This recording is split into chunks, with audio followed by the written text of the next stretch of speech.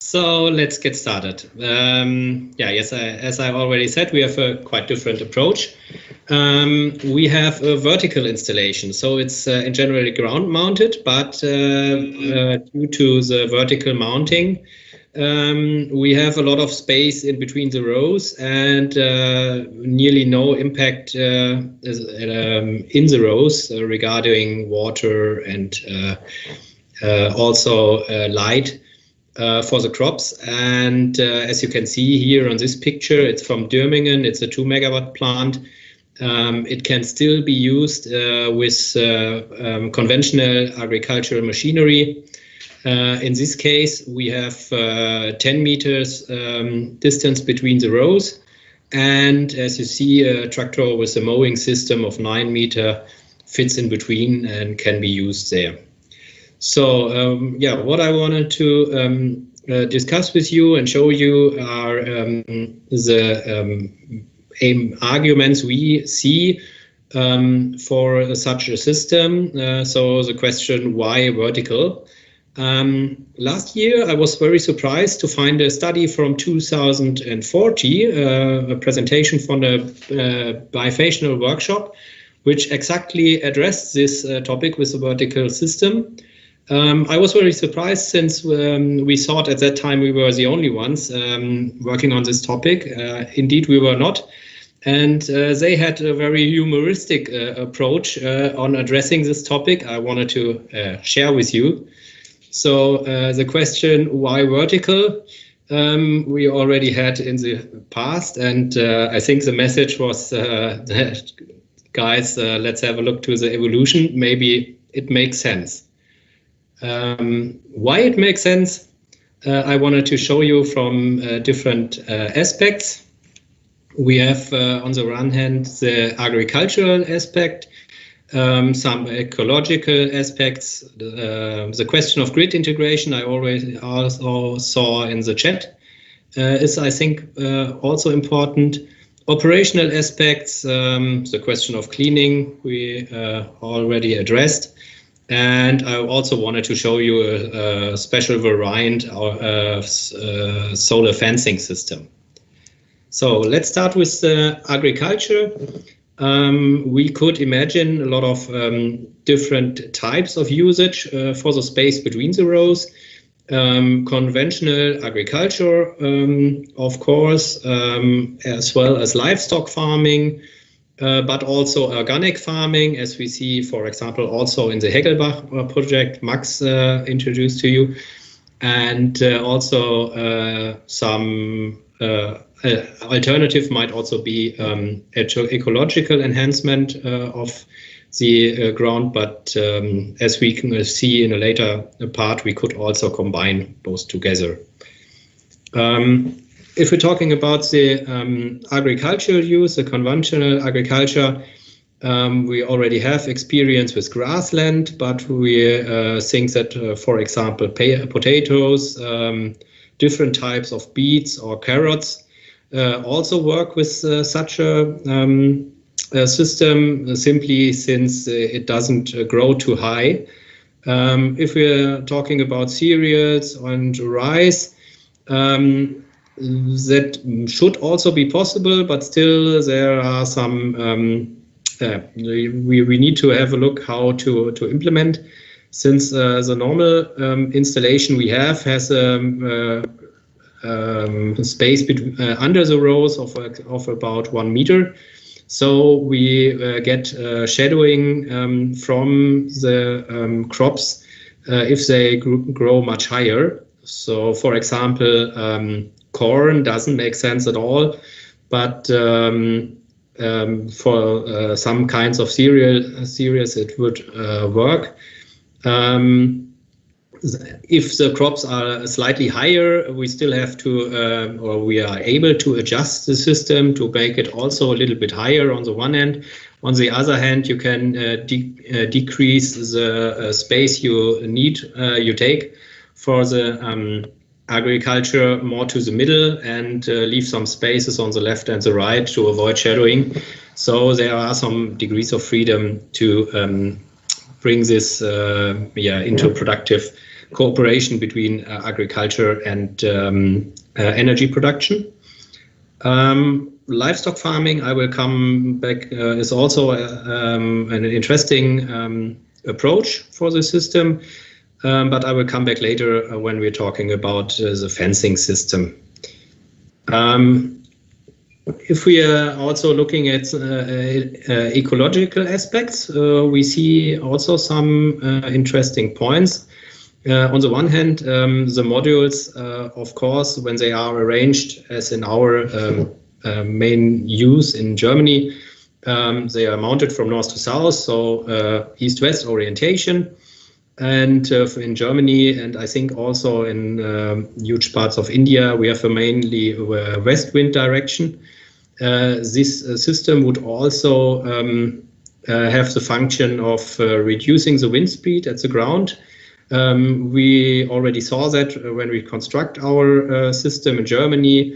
We can decrease the size of the mounting structure, and we do not need to ram that deep if we get more and more in the inner part of the field.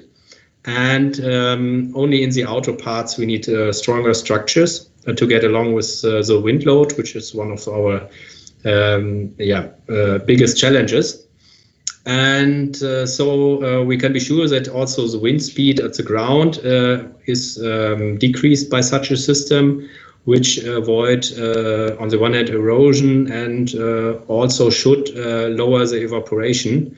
We have no figures for this effect so far, but I think it's obvious that this effect should be there. Another thing is that we can, if we remember at the picture in the beginning, the mowing system has 9 meters, the row spacing was 10 meters, so we had around 90% use for this for agricultural reason, and there was around 10% left for around the modules, which is not possible to use for agriculture with machinery.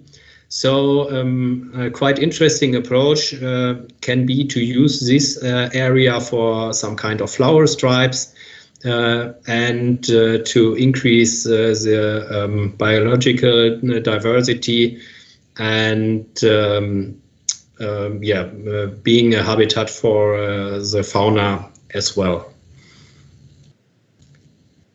A very important aspect we see is the production profile of such a system. Here we are looking at east-west orientation, which is our main focus, but also others are quite interesting.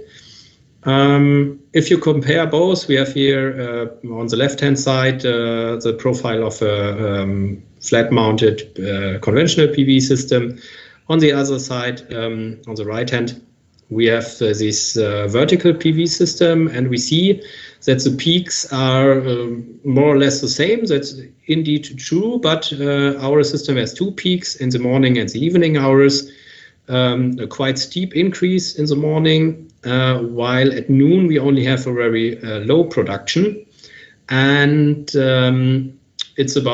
it depends on the ground and the reflection. We have no, with the east-west orientation, we have no direct irradiation at noon at all, but still we see around 20% of energy production simply due to reflection and the albedo effect. And if we are looking at this production profile, I think in Germany definitely, but I think also for India, it even on a standalone basis, it fits a little bit better to the electricity demand than the conventional ones. Even more interesting from our perspective is, of course, the combination of both. Yeah, we have here some figure from combined from the combination of 2 systems. These are real data from, I think it's 1 or 2 years ago, with 2 real plants we have in Germany. And you see the blue line is the production curve of the vertical system. The red line is the production curve of the conventional, and the green one is the combination.